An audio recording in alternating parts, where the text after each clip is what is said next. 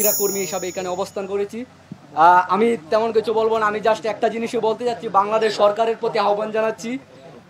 আমাদের একজন মানবাধিকার কর্মী অ্যাক্টিভিস্ট বাংলাদেশের বয়স শহীদুল আলম এই মুহূর্তে ফ্লোটিলায় অবস্থান নিচ্ছেন। আপনারা জানেন 40টার মতো শিপ ইসরায়েল ইন্টারসেপ্টেড করতে পারলেও এখন আমাদের শহীদুল আলমের শিপটা সহ আরও 9টা শিফট এখনও ওই সমুদ্রে আছে, তারা গাজার উদ্দেশ্যে যাচ্ছে। কিন্তু তাদের যে ইন্টারসেপ্টেডটা আরও কিছুদিন পরে হতে পারে বা আগামীকাল হতে পারে। তাই আমরা গ্রেটা থুনবার্গ সহ পাকিস্তানের সিনেটর মুশতাককে যেভাবে অ্যারেস্ট করা হয়েছে, আমরা আশঙ্কা করছি আমাদের শহীদুল আলম ভাইকেও আগামীকাল বা আজকের রাত্রে তাকে অ্যারেস্ট করতে পারে ইসরায়েলি দখলদারিরা।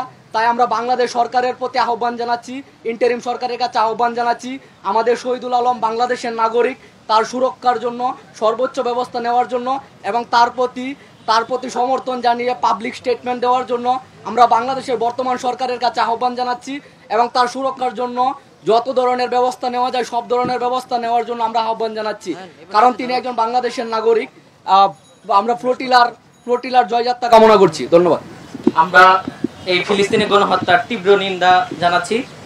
আজকে আমাদের সাথে যুক্ত হয়েছেন 70টি সংগঠন।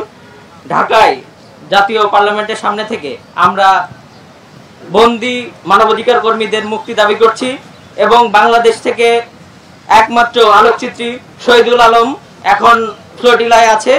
আমরা জানি না অদূর ভবিষ্যতে তার কি হবে, হয়তোবা সেও আটক হতে পারে।